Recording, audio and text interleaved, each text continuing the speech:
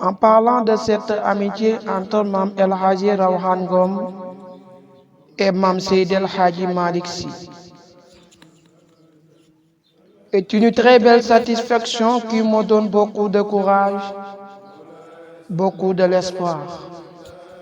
Ces deux marabouts s'entretenaient des relations, une amitié sincère et modeste. Mam Seydi El Hadji Malick Sy et Mam El Hadji Rawhan Ngom entretenaient des relations chaleureuses et très privilégiées, remontent à des origines lointaines. Le marabout s'est allié avec un partenaire de taille, alliance qui s'est vivier de la plus belle manière à travers les actions conjuguées de deux hommes de Dieu qui nourrissaient le même espoir de voir la religion et la tariqa occuper une place particulière dans tout le pays. Conscients que pour parvenir à leur fin, s'ils allaient se heurter à de nombreuses difficultés, les deux contemporains ont tout de suite trouvé la parade en réunissant leurs forces pour réaliser leur objectif. D'autant plus qu'ils étaient animés de la même volonté et inscrits dans le même sillage du prophète Mohammed, PSL. Né en 1856 à Gaïa, Mam El Hadji Malick Sy fut un grand érudit de l'islam. Les liens entre El Hadji Malick Sy et Mam Rawhan Ngom dateraient de plusieurs décennies. L'on nous dit même que leur lien a été ficelé depuis Arras par Dieu. Mam Rawhan Ngom a affirmé à ses parents avoir même rêvé voir une image de personnage avec lequel il se lierait définitivement grâce au beau Dieu. Cette image lui est toujours restée intacte, gravée, qu'elle était dans son cœur et sa mémoire, comme a eu le dire un de ses marabouts, en l'occurrence Serigne Mademba Dieye, Maram Diagne. Mam Rawhan Ngom allait une fois visiter sa tante, Marème Dieye, la sœur de sa mère, à Ndiabane. À 4 kilomètres de Paris, il rencontra Mam El Hadji Malick Sy, qui venait en quête de savoir ses tafsir Mor. Il fut tellement surpris qu'il resta un bon moment regardant Maouda sans rien dire. Il n'en revenant certainement pas tout simplement parce que cette personne était bien l'image gravée depuis longtemps dans son absolu. Son cœur rempli de soie, et il ne tarda pas à lui en parler. C'est ainsi qu'il restait un moment en causant. Ainsi, la pacte définitive fut noyée et que démarra leur amitié effective qui ne cessa de se développer jusqu'à nos jours. Mam El Hadji Malick Sy et Mam El Hadji Rawhan Ngom avaient commencé d'organiser le Mawlud dans les différentes régions du Sénégal. Il avait commencé à Saint-Louis, ensuite le Santhie Ali Ngom, un lieu saint de Mam El Hadji Rawhan Ngom,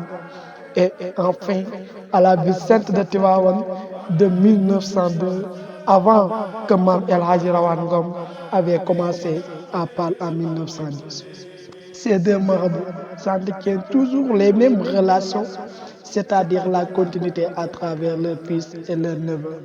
Mam El Hadji Rawhan Ngom, dans les années où Maodo avait eu des problèmes de cultiver son sang,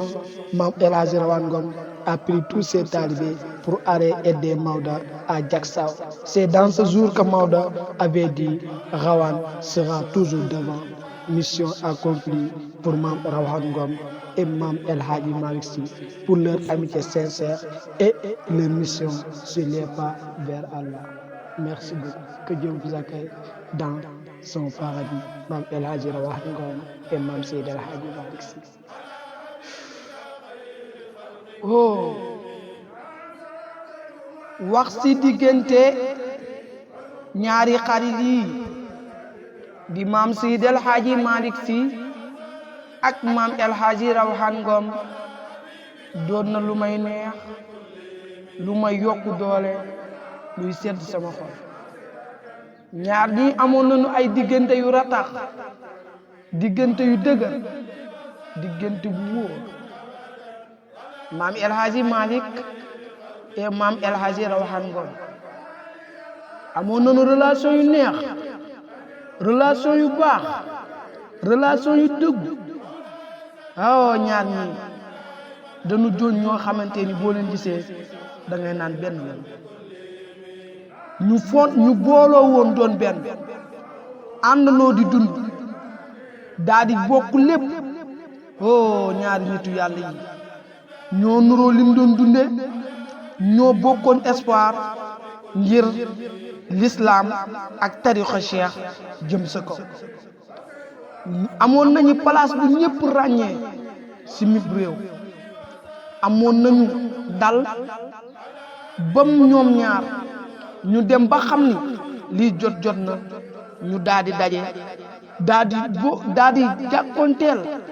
ay coono yu bare ay jafe-jafe yu bare bi ñu demee ba xam loolu si la ñoom ñaar daal di comprendre daal di xam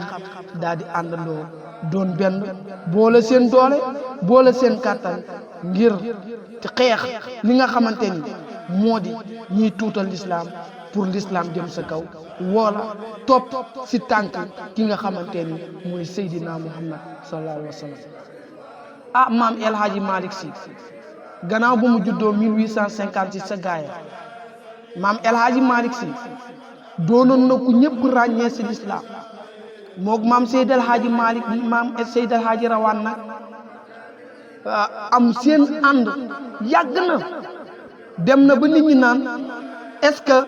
seen ànd du ñu nga date ña ngi koo boole woon sa aras yàllaa ko defoon kenn man si dara maam Rawane Ngom dem bay wax ay waaju ñu leen man maa ngi leen di gëmloo ni saa yu may toog damay rêvé am image buy del si man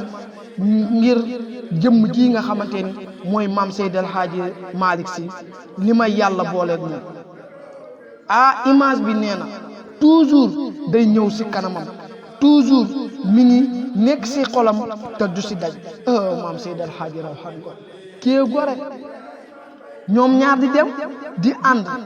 ba ki nga xamante ni moo di benn sëriñ di sëriñ Mademba Dieye Maram Diagne maam Rawane Ngom dem di seeti ki nga xamante ni moo di tantam bi nga xamante ni moog yaayam ñoo bokk ndey ak baay ba mu demee sa njabali mu doon 4 kilomètres moo dox digganteem ak Paal mu daal di fa fekk ki nga xamante ni mooy maam Seydi Hadji Malick Sy mu ñëw di wut si xam-xam moom maam Seydal Hadji Malick si ki nga xamante ni mooy Tafsir Mor Fall maam El Hadji Malick maam El Hadji Rawane mu daal di jaaxle mu daal di toog lu yàgg di xool Maodo cofeel ga sama waxul dara mu xoolaat ka sax mu ni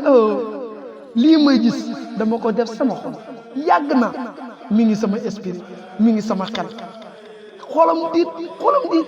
di am ay bànneex maam Rawane Ngom di yëg bànneex bi mu toog lu yàgg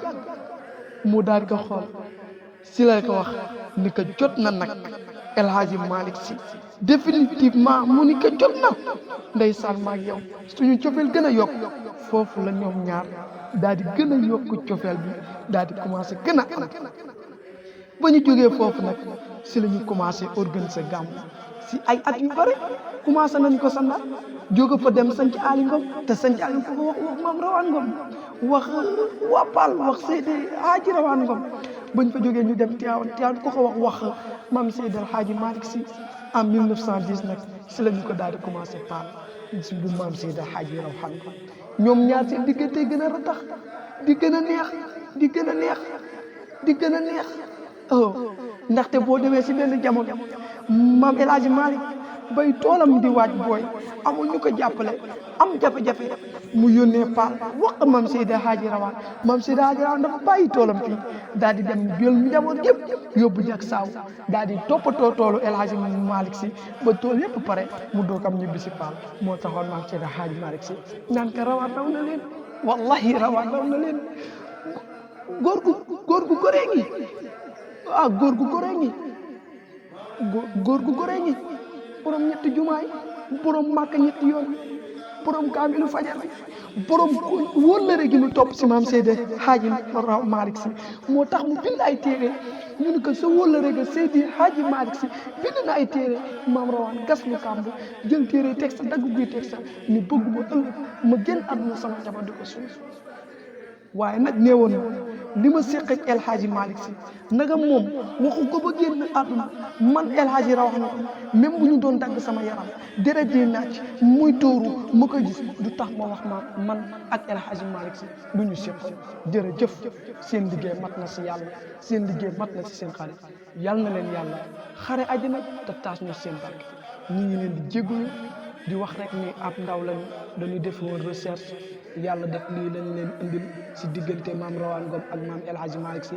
donte am na lu des ndax lenn yi dañ koy bàyyi kilifa yi ñoom ñoo si gën a sore gannaaw kilifa yi lii la ñu sant ñu wax ñu ngi leen di gërëm ñëpp ñu jàppale si liggéey bi jërë ngeen jëf am ñu seen fay yal na yàlla mottali